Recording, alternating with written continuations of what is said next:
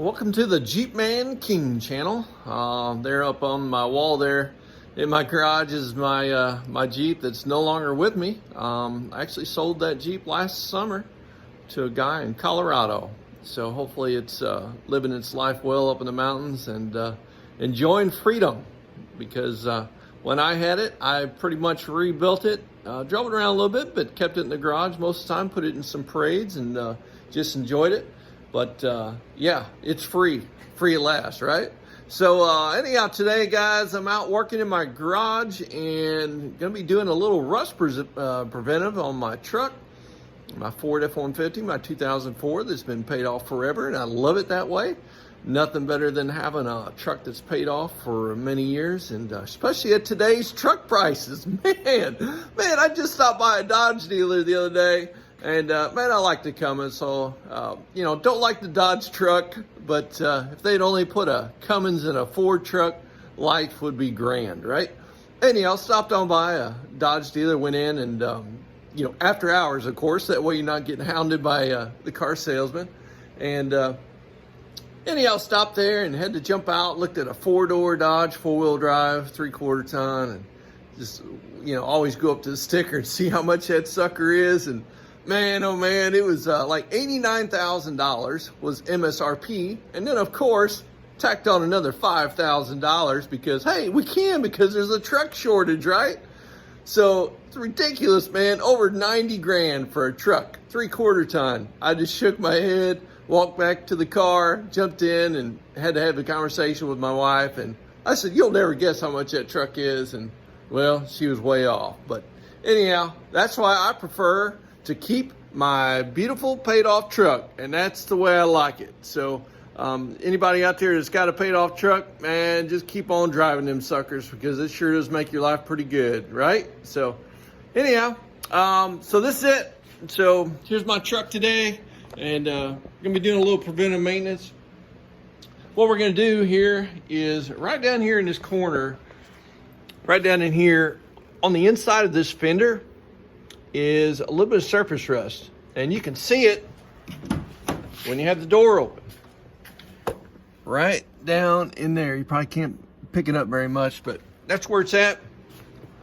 And what I'm going to do is go ahead and take this fender off, and we're going to do a little rust preventive there. Probably do a little sand and put some Rust-Oleum. That's pretty much my favorite rust inhibitor primer and paint. Rust-Oleum makes an awesome product. And it's cheap, so that's the way I like it. So anyhow, today what we'll do, we'll go in here, I've already taken some of the bolts out of here. This here gets pried open, and we'll just pull that off. And then on the inside of your fender, we're going to take out this inside wheel well cover. It's a little plastic. There's some little bolts going up and around here. We'll pop that thing out. We'll take my mud flap off, because what's important is you're gonna have to get up in there, and there's a bolt on the back side of that fender. It's kind of hard to get to, but you got to reach up in there and you kind of work it and get it loose so that you can then take this fender off. And then also about right in here on the inside of the door jamb is another bolt, so you got to take that off as well. So we'll take this off and get ready to do some preventive maintenance on this old truck. All right, so I've got the front left fender off. Got it all off of here. Something that you're gonna have to do is when you have the fender on, as you can see from the factory, they put on this, it's almost like a spray foam, but it's like a rubberized foam. And I think what that's supposed to do is just kind of help prevent any rattling or movement as they put the panel on. Actually sticks to both sides. So what you're going to do to get this off, because you don't want to pull hard on your panel, on your front fender. You want to grab it and pull it off of there, because you got all this stuck on there. So what you need to do is, when the fender is in there, get you a Sawzall blade or a hacksaw blade or something. And what you're going to have to do is stick it in there, and you're just going to have to work it all the way to the top the best you can. There's a little piece right down here as well. So once you do that, it'll come right off of there. And then as you can see here towards the bottom of this, That's what we got right there. And that's the biggest of that is just all the debris and dirt that gets trapped right there starts rusting it out. So it's a good idea to get in there maybe earlier and try to clean that out. And man, there's a bunch of leaves and dirt and everything else in there. So on the back side of the panel, as you see, that's that rubber foam piece that you're actually cutting with your blade. And then this is what it looks like on the bottom inside. That right there is just full of leaves and dirt, just sits in there. And anytime you got leaves and dirt, moisture lays in that area, and then guess what? You got rusting problems. The rest of the fender's in really good shape. I mean, there's no rust on it at all, except right in there where that leaves and dirt sit. So we'll get this cleaned up, get it painted, and be back with you shortly.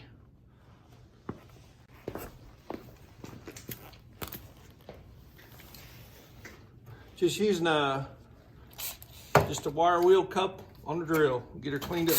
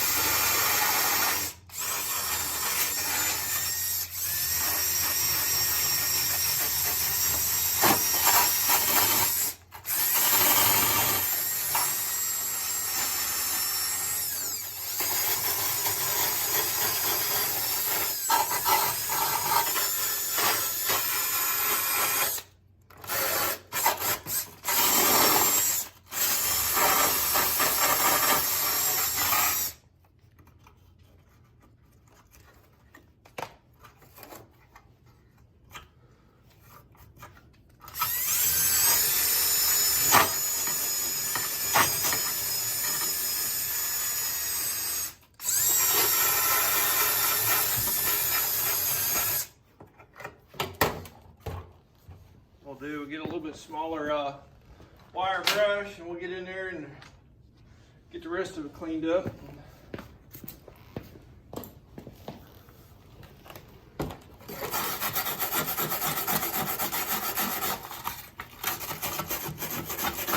There's always going to be a little bit of area where you're going to have to get in there and do a little bit extra work. Main thing is just trying to get everything that you possibly can,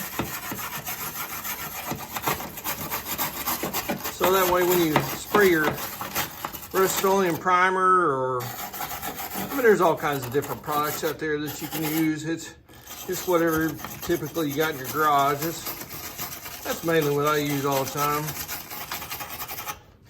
You know, the good thing about it is that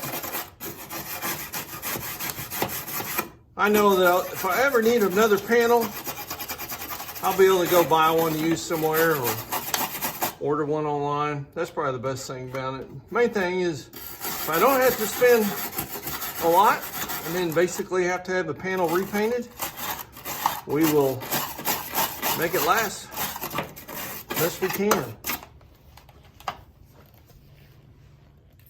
So where this rubberized foam it was on here that run all the way down through this, you have to cut. As you can see, we got some little rust right here. And what that is moisture's getting in behind that foam and laying in there, and gonna cause some issues. So I went and took that off and wire wheeled that down as well. And got all this prepped up down here. Got all the surface rust off, got it down to some good metal. I'm gonna shoot that with some primer. Now I also did the same thing on the passenger side of the truck as well. It had a few more places, about maybe 3 places down through here that had the same situation. The only difference between the passenger side and the driver's side is the radio AM/FM antenna over there. That's the only difference between the two. As you can see, this is that one bolt that's kind of hard to get to right here.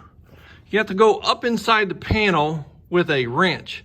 And if you've got one of those ratchet wrenches, that right there would be really good to get to that. That's kind of a bear to get to, but you'll be able to get to it all right. Just take your time. Don't pull on the panel too hard. Do a little at a time and you'll get it free. So I've got this side here. I've got that wire wheel down to the good metal. Gonna hit it with some air and spray some primer.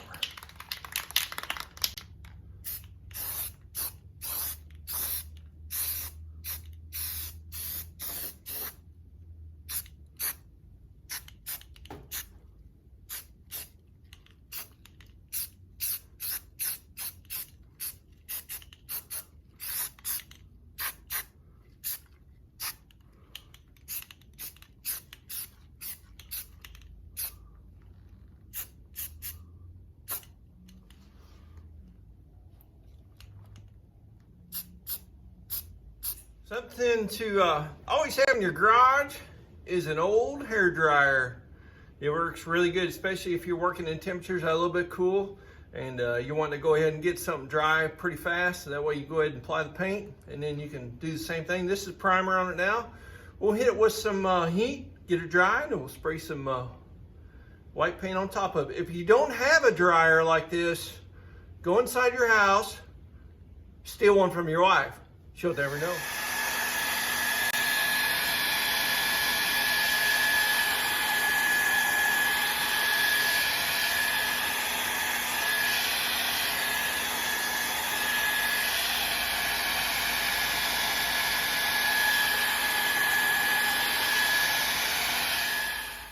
Now it's time for a little Rust-Oleum paint.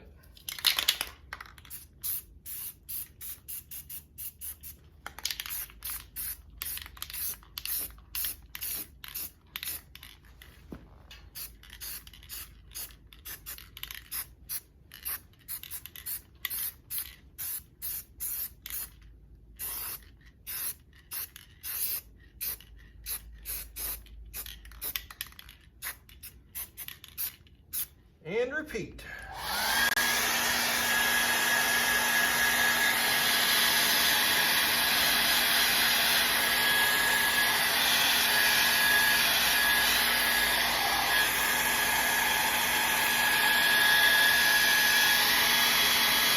Well, less than 5 minutes later, blow dryer's done the job. Nice and somewhat dry, almost dry.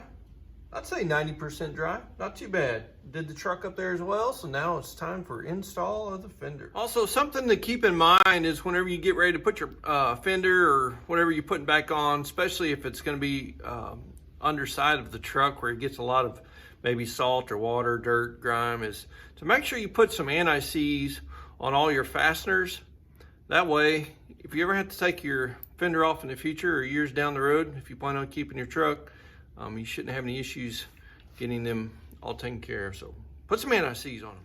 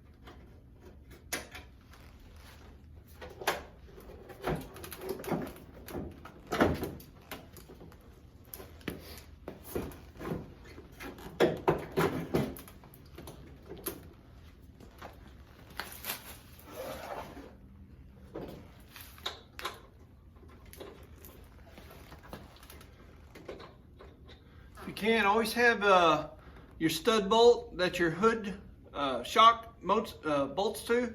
Have that ready, that way you can stick it in the fender and it'll hold it all in place for you.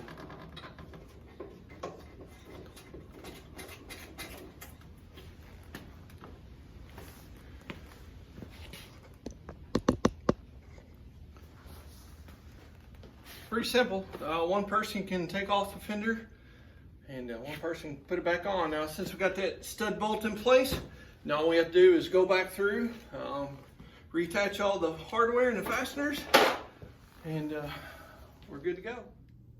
Well, the fender's back on and everything is good to go. Total time for this job's probably going to be, if you figure your paint in there, about an hour and a half.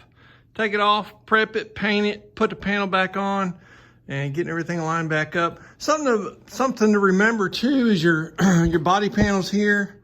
Make sure that you're not gonna have any trouble going up and down with them.